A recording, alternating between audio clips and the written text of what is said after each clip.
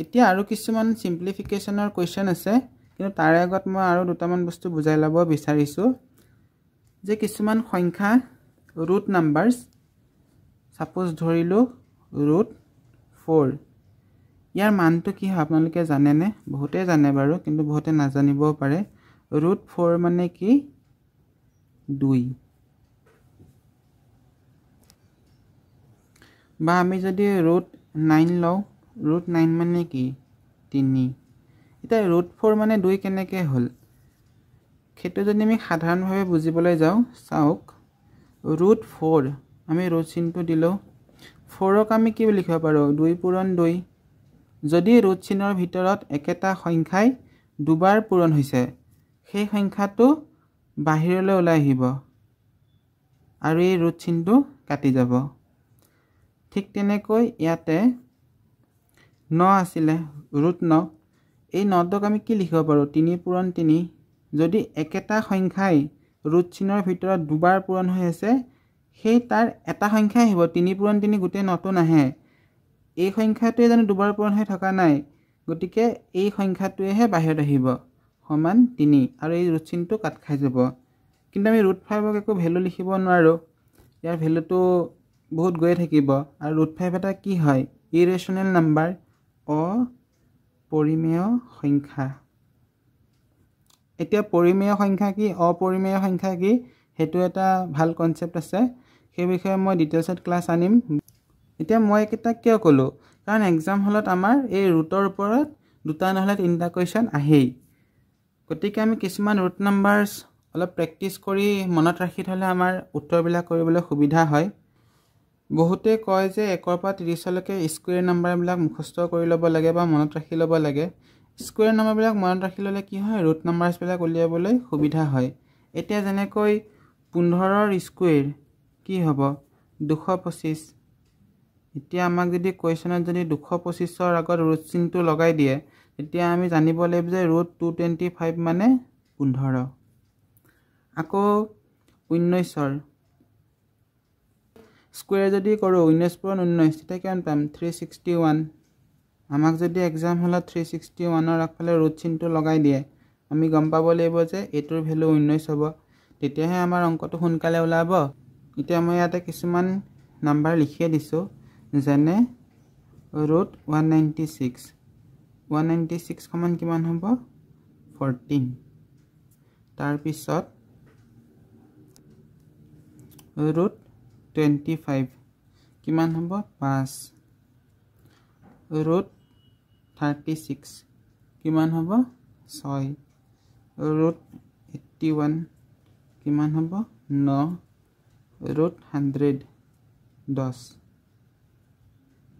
কেতিয়াবা পৰীক্ষাত এনেকুৱা হৈ যাব পাৰে √729 এটো মনত ৰাখিব এটো আগতো আহিছে 729 মানে কি 27 আৰু এটা ইম্পৰ্টেন্ট বস্তু আহে √289 এটো 17ৰ হয় তাৰ পিছত আৰু কি আহিব পাৰে 400 আহিব পাৰে এটো 20ৰ হয় এটা লিষ্ট দি দিম মই আপোনালোকে পাৰিলে মোৰ টেলিগ্ৰাম চেনেলটো জয়েন কৰি ল'ব তাতে মই এনেকুৱা ধৰণৰ পিডিএফ আপলোড কৰি থাকো তাৰ পৰা আপোনালোকে ডাউনলোড কৰি ল'ব পাৰিব বা বহুতৰ লগত থাকিব পাৰে অলৰেডি এতিয়া এক্সামত আহা এটা কমন কোৱেশ্চন লৈ লৈছো এনেকুৱা ধৰণৰ প্ৰশ্ন যে পৰীক্ষা হয় গ্ৰেজুৱেট লেভেলত থাৰ্ড গ্ৰেডৰ হ'ব পাৰে বা ফৰ্থ গ্ৰেডৰ এক্সাম হ'ব পাৰে এনেকুৱা ধৰণৰ প্ৰশ্ন আহে এতিয়া ইয়াৰ সলভ কৰাৰ একদম সিম্পল ট্ৰিকটো কি এটো ট্ৰিক কাম দিব পাৰে কাম নিদিব পাৰে কিন্তু 99% কাম দিয়ে যে আটাইতকৈ যেটো সংখ্যা প্ৰথমত থাকিব 10ৰ কাষত 10ৰ আগফালে নহয় যেটো প্লাস চিন আছে মাইনাস চিন থাকিলে আমি 10ৰ আগফালে চালু হয় যেটো প্লাস চিন আছে গতিকে 10ৰ কাষত এনেকুৱা কি সংখ্যা আছে যাৰ যেতিয়া আমি ৰুট কৰিম এটা মানে প্ৰপাৰ নাম্বাৰ এটা পাম তে আমি দেখিম যে 10ৰ লগত যদি আমি 6 যোগ দিও তেতিয়া 16 হ'ব আৰু √16ৰ ভ্যালু 4 গতিকে আমি অপচনত চাম যে 4 আছে নেকি যদি 4 আছে তে আমি সিধা 4ত টিক কৰি পেলাই আগবাঢ়ি যাম এতিয়া যদি আমি ডিটেইলছত কৰিব যাও কেনেকৈ কৰিম যে √225 আছে √225ৰ ভ্যালু কিমান হয় ৰুট 225 ভ্যালু হৈছে 15 মানে 15 স্কয়াৰ কৰিলে আমি পাম 225 আৰু এই 225 ত ৰুট লগাই দিলে আমি পাম 15 এটোই এতিয়া ৰুট 225 ভ্যালু পালো 15 এই 15 টো এই 154 লগত যোগ দিম 154 লগত যেতিয়া আমি 15 যোগ দিম কিমান পাম 169 এটা 169 ৰ ওপৰত ৰুট চিনটো আহি গল ৰুট 169 ৰ ভ্যালু কিমান ৰুট 169 ৰ ভ্যালু হৈছে 13 13 স্কয়াৰ কৰিলে 169 আৰু ৰুট 169 ৰ ভ্যালু হৈছে 13 গতিকে আমি এইখিনিলৈকে কিমান পালো 13 এতিয়া 13 টোৰ লগত এই 108 টো প্লাস কৰিব লাগিব 13 ৰ লগত 108 প্লাস কৰিলে 121 এই 121 টো ৰুট চিনৰ ভিতৰত আছে মানে ৰুট 121 এটা ৰুট 121 মানে কিমান হ'ব 11 এইখিনিলৈকে পালো আমি 11 এই 11 ৰ লগত এই 25 টো যোগ দিব লাগিব কাৰণ যেহেতু এটো ৰুট চিনৰ ভিতৰত আছে 25 টো 25 ৰ লগত 11 প্লাস কৰিলে কিমান হ'ব 36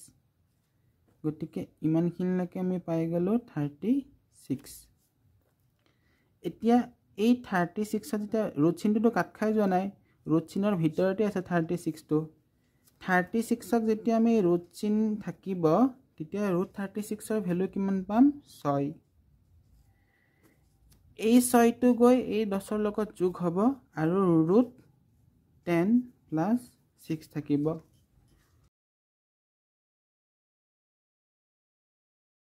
16 ৰ ভ্যালু কিমান 4 এটো প্ৰশ্নৰ শুদ্ধ উত্তৰ এতিয়া এটো প্ৰশ্ন কৰো আহক চাওক যদি আপোনালোকৰ লগত সময় খুব কম আছে আৰু এটো অংক আপোনালোকে লাষ্টলৈকে থৈ দিছে কিছুমানটো প্ৰথমবাৰ দেখি এটো অংক কৰি ল'ব কিন্তু কিছুমানে এটো অংক লাষ্টলৈকে থৈ দিব তেতিয়া মানে কি কৰিব এই 51 মানে প্ৰথমতে কি সংখ্যা আছে 51 আৰু চাব যে 51 ৰ ওচৰত এনেকুৱা কোনটো সংখ্যা আছে যাৰ আমি ৰুট ভ্যালু উলিয়াম তেতিয়া আমি এটা পাৰফেক্ট নাম্বাৰ পাম তেতিয়া আমি দেখিম যে 51 ৰ কাষত একেবাৰে ওচৰত 64 আছে সব 51 ৰ ইয়াতে প্লাস চিন আছে যদি মাইনাস চিন থাকিলে হয় তেতিয়া হলে আমি আগৰ সংখ্যাটো ললো হয় যে 51 ৰ আগত 49 আছে 7 হ'ব 49 ৰ ৰুট ভ্যালু ললে আমাক যেহেতু প্লাস চিন দিছে গতিকে 51 ৰ পিছত চাব লাগিব 51 ৰ পিছত এনেকুৱা কি সংখ্যা আছে যাৰ আমি ৰুট ভ্যালু এটা পাৰফেক্ট নাম্বাৰ পাম তেতিয়া আমি দেখিম যে 64 আছে আৰু ইয়াৰ ৰুট কৰিলে আমি কিমান পাম 8 তো অপচনত আমি আছে নেকি যদি 8 আছে হেতু আমি গোল কৰিলো বাস আমাৰ উত্তৰ হেতুৱে হ'ব 99% এটোৱে চান্স থাকে এটো কাম তেতিয়াহে কৰিব যেতিয়া আপোনালোকৰ লগত সময় একেবাৰে নাথাকে যদি সময় আছে এবাৰ সলভে কৰি ল'ব কাৰণ কেতিয়াবা অলপ কোৱেশ্চনত ট্ৰিক হৈ যায় আৰু 64 নহয় একেবাৰে ওচৰ সংখ্যাটো 81 হৈ যাব পাৰে গতিকে সময় নাথাকিলে এটো কৰিব যদি সময় আছে তেতিয়া হলে একেবাৰে খুফালৰ পৰা আৰম্ভ কৰিব এই ফালৰ পৰা অংকটো আৰম্ভ নকৰিব এই ফালৰ পৰাহে আৰম্ভ কৰিব এটা কেনে কৰিম চাব এই ৰুট চিনটো কোলৈকে দিয়া আছে এটো শেষলৈকে দিয়া আছে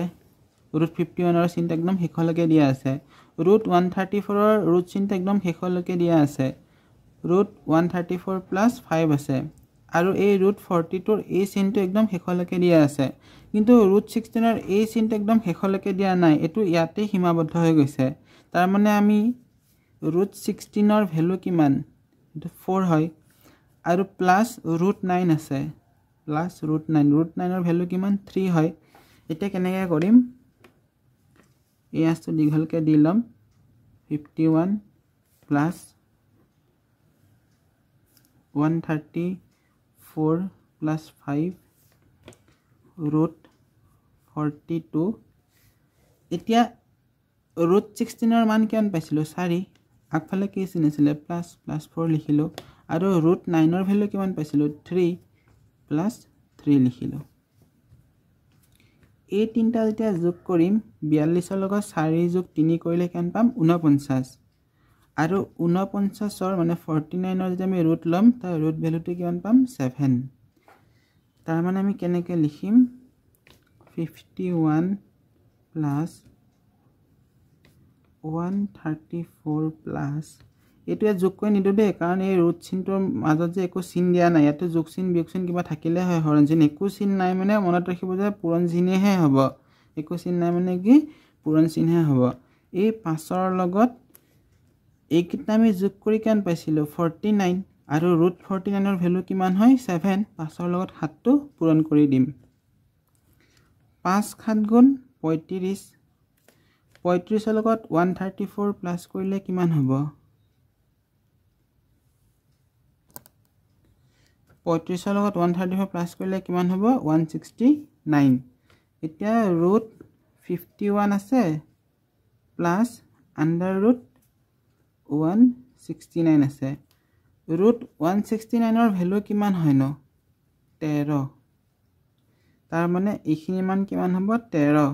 আৰু শেষত গৈ আমি কিমান পালোঁ 51 প্লাছ 13 সমান 51ৰ লগত 13 যোগ কৰিলে 64, আৰু আণ্ডাৰ ৰুট 64ৰ ভেলু কিমান হয় 8। গতিকে এইটোৱে আমাৰ শুদ্ধ উত্তৰ। এনেকৈ কৰোঁতে আমি 8 পাইছিলোঁ, এইটোতো 8 পাইছিলোঁ, কিন্তু কেতিয়াবা এনেকৈ কৰোঁতে অলপমান ৰিস্ক হৈ যায়, কাৰণ এই ইয়াত কেলকুলেশ্যনটো কিমান হৈ আছে সেইটো আমি নাজানো ভিতৰত। এনেকৈ হ'ব পাৰে যে লাষ্টত গৈ আমাৰ ওলাই গ'ল 51 প্লাছ 30, তেতিয়া আমাৰ কিমান হ'ব 81 হৈ যাব। ইয়াৰ ভেলু কিমান হ'ব 9, আমাৰতো উত্তৰটো ভুল হৈ গ'ল। 1 নম্বৰ এটা গ'ল মানে পৰীক্ষাত ৰিজাল্ট হয়তো পাছ নহয়তো ফেইল। যদি 1 নম্বৰটো পাইছে পাছ, 1 নম্বৰটো নাই পোৱা মানে ফেইল। এনেকুৱা হৈ যায় কেতিয়াবা 1 নম্বৰৰ কাৰণে আমি পাছ নকৰোঁ, আৰু এইটো বহুত ক্ষেত্ৰতে হোৱা দেখা যায়। গতিকে 1 নম্বৰ পৰীক্ষাত বহুত ইম্পৰ্টেণ্ট হয়। এইটো অংক কেনেকৈ কৰোঁ চাওঁ আহক। চাওক, এইটো 1 প্লাছ আৰু এইটো এটা ফ্ৰেকশ্যন ভেলু হয়। এতিয়া ইয়াক আমি সলভ কৰিব পাৰিলেহে ইয়াৰ এনচাৰটো ওলাব। এতিয়া কেনেকৈ সলভ কৰিম, এইটো 1 প্লাছ আছে যে এইটো 1 প্লাছে লিখিলোঁ। এইটো 1 প্লাছ মোবাইল নহয়, এইটো 1 প্লাছ মেথছৰ হয়। 1 প্লাছ তাৰপিছত ওপৰত কি আছে 1 প্লাছ 2 ৰুট 2 3 ৰুট 3,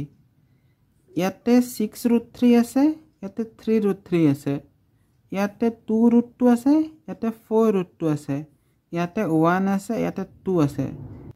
এনেকুৱা এটা ফিল হৈছেনে যে কিবা নহয় কিবা প্ৰকাৰে এই মানটো দুগুণ হৈ আছে। এতিয়া কেনেকৈ দুগুণ হৈ আছে, আমি যদি এই বস্তুটোকে অকণ এনেকৈ লিখোঁ যে 1 প্লাছ 3 ৰুট 3টো আমি আগত লৈ আহিলোঁ, 3 ৰুট 3 প্লাছ 2 ৰুট 2 পিছলৈ লৈ আহিলোঁ, তাৰপিছত 2 প্লাছ 6 ৰুট 3 প্লাছ 4 ৰুট 2। এতিয়া চাওক, এই তলৰ মানটো এই ওপৰৰ মানৰ দুগুণ হৈ আছে, কিয়নো 1ৰ লগত 2 পূৰণ কৰিলে 2, 3ৰ লগত 2 পূৰণ কৰিলে 6, 2ৰ লগত 2 পূৰণ কৰিলে 4। কিন্তু কমনটো কেনেকৈ উলিয়াম নেক্সট লাইনত মই দেখাই দিছোঁ। যোনে জানে সিটো এক লাইনতে কৰি দিব, কিন্তু অলপ অংকটো জটিলো হয়, বুজি পালে সহজ। আমি যদি ইয়াৰ পৰা সকলো সংখ্যাৰ লগত সদায় কি হয়, সকলো সংখ্যাৰ লগত সদায় 1 এটা পূৰণ হৈ থাকে। যেনে 4 লিখিলোঁ, 4ৰ লগত যদি আমি 1 লিখোঁ, 4 পূৰণ 1, এইটোতো 4 হ'ব, মানে ইয়াৰ মানটো চেঞ্জ নহয়। ৰুট 3 লিখিলোঁ, ৰুট 3ৰ লগত যদি 1 পূৰণ কৰোঁ ৰুট 3 হ'ব। 0ৰ লগতো যদি 1 পূৰণ কৰোঁ 0 হ'ব। 20ৰ লগতো যদি 1 পূৰণ কৰোঁ 20 হ'ব, মানে মানটো সলনি নহয়। তাৰমানে আমি এই সকলোবোৰৰ পৰা 1 এটা কমন লৈ 1টো বাহিৰত লৈ ল'লোঁ, আৰু ব্ৰেকেটৰ ভিতৰত যিটো মান আছে, কাৰণ 1ৰ লগত 1 পূৰণ কৰিলে 1, 1ৰ লগত 3 ৰুট 3 পূৰণ কৰিলেও 3 ৰুট 3, আৰু 1ৰ লগত 2 ৰুট 2 পূৰণ কৰিলেও 2 ৰুট 2 থাকিব। তলত কি কৰিম, তলৰ পৰা আমি 2 এটা কমন লৈ ল'ম। যিহেতু আমি দেখিছোঁ যে 2 6 4 এইবিলাক কি হয় 2ৰে গুণিতক হয়। 2 কমন লৈ ল'লে এইটো ওলাব লাগিব ভেলু। 2ৰ লগত 1 পূৰণ কৰিলে 2 পাই যাম। 2ৰ লগত 3 ৰুট 3 যদি পূৰণ কৰোঁ, এইটো কেনেকৈ দেখাওঁ, ইয়াতে দেখাইছোঁ। 2ৰ লগত যদি 3 ৰুট 3 পূৰণ কৰোঁ তেতিয়া কি হ'ব, এই 2ৰ লগত এই 3টো পূৰণ হ'ব, 2 3 গুণ 6, আৰু ৰুট 3টো ৰুট 3 থাকি যাব। কাৰণ কেনেকৈ হয় বস্তুটো, 2 পূৰণ 3 ৰুট 3 মানে এনেকৈ হৈ আছে, 2 3 গুণ 6 আৰু ৰুট 3টো ৰুট 3, একো চিন নাই মানে কৈছিলোঁ নহয় পূৰণ চিন, গতিকে সেইটোৱেই। এতিয়া 2ৰ লগত যদি আমি 2 ৰুট 2 পূৰণ কৰোঁ কি পাম, 2 2 গুণ 4, 4 ৰুট 2। গতিকে আমি লিখিব পাৰোঁনে 2 পূৰণ 2 ৰুট 2। যদি বস্তুটো বুজি পোৱা নাই আপোনালোকে কমেণ্টত ক'ব যে দাদা এই বস্তুটো বুজি পোৱা নাই, আকৌ এবাৰ ভালকৈ বুজাই দিয়ক। তেতিয়া মই আকৌ এবাৰ যিমান পাৰোঁ ভালকৈ বুজাই দিবলৈ চেষ্টা কৰিম। আৰু যদি বুজি পাইছে তেতিয়াহ'লে কমেণ্টত জনাব যে অংকটো বুজি পাইছোঁ। এতিয়া 1 যোগ, এতিয়া চাওক একো চিন নাই মানে পূৰণ চিন হৈ আছে, ইয়াতো পূৰণ চিন হৈ আছে। যেতিয়া এনেকুৱা পূৰণ হৈ থাকিব আৰু ওপৰৰ সংখ্যাটো তলৰ সংখ্যাটো একে হ'ব, গোটেই সংখ্যাটোৱে কেঞ্চেল যাব, মানে কাট খাই যাব। থাকিল কি 1 তলত 2 প্লাছ চিন আছিলে, এইটো 1/2 হৈ যাব। এতিয়া 1/2 মানে কি এলচিএম লৈও কৰিব পাৰোঁ। একো নাই মানে 1 এটা আছে, 1 আৰু 2 এলচিএম কিমান 2। 1ৰ লগত কিমান পূৰণ কৰিলে 2 আৰু 2ৰ লগত ওপৰৰ 1টো পূৰণ কৰিব লাগিব। চাওক বহুতে বস্তুটো ভাবিছে মই কিয় বাৰে প্ৰতি দেখাই আছোঁ, কাৰণ বহুতে নাজানিবও পাৰে। যদি জানে তেওঁ এক লাইনত কৰি ল'লেই হ'ল, যদি নাজানে তেওঁ শিকি ল'লেই হ'ল। প্লাছ 2ৰ লগত কিমান পূৰণ কৰিলে 2 1, 1ৰ লগত এই 1টো পূৰণ কৰিব লাগিব। কিমান পাম 2 এগুণ 2, 1 এগুণ 1, 2 1 3, 3/2। এইটোৱে আমাৰ শুদ্ধ উত্তৰ। বা ইয়াতে আমি ডাইৰেক্ট কেনেকৈ কৰিব পাৰিলোঁ হয়, ইয়াতে যে এই 1টো আছিলে 1ক আমি কি লিখিব পাৰোঁ 2/2 লিখিব পাৰোঁ প্লাছ 1/2। তলত যিহেতু 2 আহি গ'ল, যদি হৰটো একে হয় ওপৰত যি থাকে গোটেই সংখ্যাকেইটা যোগ কৰি দিলেই হ'ল।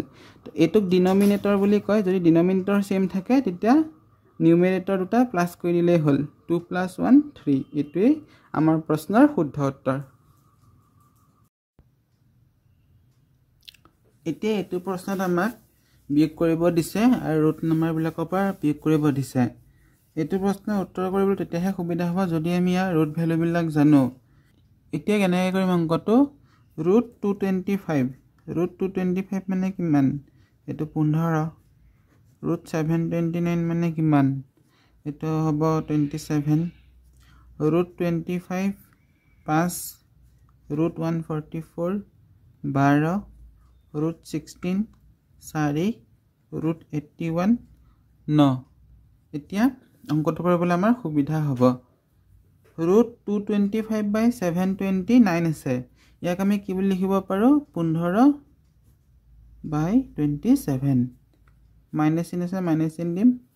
√25/144 আছে, ইয়াক আমি কি বুলি লিখিব পাৰোঁ 5/12। আৰু এইটো √16/81, ইয়াক আমি 4/9। এতিয়া এইটো আৰু অলপ কাটাকাটি কৰি সৰু কৰি লওঁ। 3 5 গুণ 15, 3 9 গুণ 27। তলত এইটো 5/9, এইটো 5/12, এইটো 4/9। 12 আৰু 9ৰ আমি এলচিএম ল'ম। 12 9ৰ এলচিএম কিমান 36। 9 4 গুণ 36, 4 পূৰণ 5 মাইনাছ 12ৰ লগত 3 পূৰণ কৰিলে 36, 3 পূৰণ 5। আৰু এইটো 9 4 গুণ 36, 4ৰ লগত 4 পূৰণ কৰিম।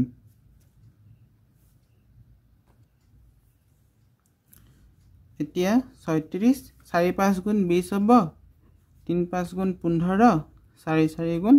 16। 20 মাইনাছ 15 আৰু 16 যোগ লাগি 31 / 36 সমান -11/36। এইটোৱে আমাৰ শুদ্ধ উত্তৰ। এতিয়া এইটো অংক কেনেকৈ কৰিম, ইয়াত দিয়া আছে √20 × 45 প্লাছ √0.04 প্লাছ √0.64। এতিয়া এইটো কৰি লওঁ সমাধান।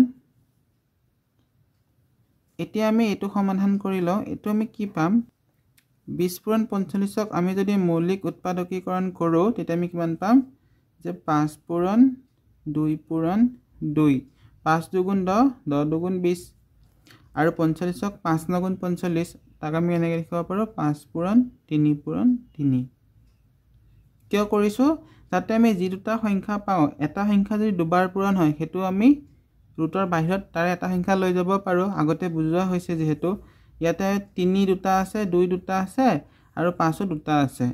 এতিয়া আমি নেক্সটটো কৰোঁ 0.04। এতিয়া 0.04 মানেনো কি, আমি যদি পইণ্টটো দুবাৰ পূৰণ কৰোঁ কি হ'ব 2 2 গুণ 4 আৰু দুটা সংখ্যাৰ আগত দশমিক দিব লাগিব। গতিকে ইয়াত এটা 0 দি ইয়াত পইণ্ট দিব লাগিব গতিকে এইটো হ'ব 0.2 ইনটু 0.2 ঠিক তেনেকৈ 0.64 টো কি হ'ব 0.8 ইনটু 0.8 যদি নাই বুজা কমেন্ট সেকশনত জনাব মই তো আকৌ বুজাই দিম আৰু যদি বুজি পাইছে তেতিয়া হলে আগবাঢ়ো এতিয়া আমি ৰুট চিনবিলাক আঁতৰাই দিম ইয়াত কিমান পাম 5 পূৰণ 2 পূৰণ 3 যোগ ইয়াত আহিব 0.2 এটোৰ পৰা 0.2 আহিছে আৰু ইয়াৰ পৰা 0.8 আহিব 5 দুগুণ 10 10 3 গুণ 30 আৰু 0.2 লগত এটা 0.8 টো যোগ হ'ব তেতিয়া আমাৰ 1 হ'ব आंसर পাম 31 এটোৱে আমাৰ শুদ্ধ উত্তৰ এতিয়া আমাক এই চাৰিটা সংখ্যাৰ পৰা আটাইতকৈ সৰু সংখ্যা কোনটো হেতু আমাক উলিয়াব দিছে এটো উলিয়া দুটা নিয়ম আছে যেটো নিয়ম আপোনাক ভাল লাগে হেতু মতে কৰিলে হ'ল মই দুইটা শিকাই দিছো কেনেকৈ কৰিম প্ৰথমতে গোটেই কেইটা সংখ্যা আমি স্কয়াৰ কৰি লম কিহৰ কাৰণে যাতে এই ৰুট চিনটো সকলো সংখ্যাৰ পৰা আঁতৰি যায় তেতিয়া আমি কিমান পাম 1/2 এটো পাম 1/3 এটো হ'ব 1/4 আৰু এটো হ'ব 2/3 এতিয়া আমি যদি 1/2 ৰ দশমিক মানটো চাও আমি কিমান পাম 0.5 1/3 দশমিক মানটো কিমান 0.33 1/4 ৰ দশমিক মানটো কিমান 0.25 আৰু 2/3 ৰ দশমিক মানটো কিমান 0.66 এতিয়া এই সংখ্যা কেইটা আমি এতিয়া সৰুৰ পৰা ডাঙৰলৈ সজাম তেতিয়া আমি কি পাম চাও 0.5 মানে কি 0.5 ৰ পিছফালে যেটা 0 লগাই দিও তেও ইয়াৰ মানটো একেই থাকিব এতিয়া আমি আটাইতকৈ সৰু সংখ্যা কি পাম 0.25 গতিকে 0.25 টো আগত আহিব তাৰ পিছত কি আছে 0.33 0.33 আহিব তাৰ পিছত পাম 0.50 আৰু একেবাৰে শেষত 0.66 মানে এটো সংখ্যা আটাইতকৈ সৰু ইয়াতকৈ এই সংখ্যাটো ডাঙৰ আৰু ইয়াতকৈ এই সংখ্যাটো ডাঙৰ আমাকটো প্ৰশ্নত স্মলেষ্ট নাম্বাৰ উলিয়াব দিছে তাৰ মানে এই সংখ্যাটো আটাইতকৈ সৰু সংখ্যা এতিয়া 0.25 টো প্ৰশ্নত থকা কোনটো ৰুট মানৰ ভ্যালু আছিল হেতু হৈছে এটো ৰুট 1/4 গতিকে আমাৰ আটাইতকৈ সৰু সংখ্যাটো কি হ'ব ৰুট 1/4 যদি খুদিলা আটাইতকৈ ডাঙৰ সংখ্যা তেতিয়া এটো হলে হয় আৰু ইয়াৰ প্ৰশ্নত থকা কোনটো মান আছিল এটো ৰুট 2/3 এটো আন্ডাৰ ৰুট 2/3 বুলিও পঢ়িব পাৰে এতিয়া 2 নম্বৰ নিয়মটো কেনেকুৱা যে আমি সকলো সংখ্যাৰ এই ৰুট চিনটো আঁতৰাই লবই লাগিব তাৰ কাৰণে আমি সকলোবোৰ সংখ্যা স্কয়াৰ কৰিম যেতিয়া আমি এটা সংখ্যা দি আছে ৰুট 4 ইয়াক যদি আমি স্কয়াৰ কৰি দিও তেতিয়া এই স্কয়াৰ চিনটোৰ লগত এই ৰুট চিনটো কাটা খাই 4 হৈ যাব গতিকে এটোৰ মান 1/2 ইয়াৰ মানটো হ'ব 1/3 ইয়াৰ মানটো হ'ব 1/4 আৰু ইয়াৰ মানটো 2/3 এতিয়া আমি চাম যে তলত কি কি আছে হৰত 2 3 4 3 গতিকে এই 2 3 4 3 ৰ লসাগু এলসিএম লব লাগিব এলসিএম কি পাম আমি 12 আৰু এই 12 দি গোটেই কেইটা সংখ্যাক পূৰণ কৰিব লাগিব তেতিয়া কি হ'ব যে ইয়াকো 12 দি পূৰণ কৰিলো ইয়াকো 12 দি পূৰণ এটো সংখ্যাকো 12 দি পূৰণ আৰু 2/3 কো এটো এনেকে 12 দি পূৰণ তেতিয়া কি হ'ব 2 ৰে 6 বাৰ যাব 6 গুণ 6 3 ৰে 12 ক 4 বাৰ কাটিব পাৰিম 4 গুণ 4 4 ৰে 12 ক 3 বাৰ কাটিব পাৰিম 3 গুণ 3 আৰু 3 ৰে 12 ক 4 বাৰ কাটিব পাৰিম 4 দুগুণ 8 এতিয়া তাতকৈ সৰু সংখ্যা আমি কি পালো 3 মানে ক্ৰমটো এনেকৈ হ'ব 3 4 6 8 আৰু 3 ৰ প্ৰশ্ন দিয়া ৰুট মানৰ ভ্যালু কোনটো আছিল এটো আছিল আন্ডাৰ ৰুট 1/4 গতিকে আটাইতকৈ সৰু সংখ্যাটো হ'ব আন্ডাৰ ৰুট 1/4 এটোই হৈছে আমাৰ প্ৰশ্নৰ শুদ্ধ উত্তৰ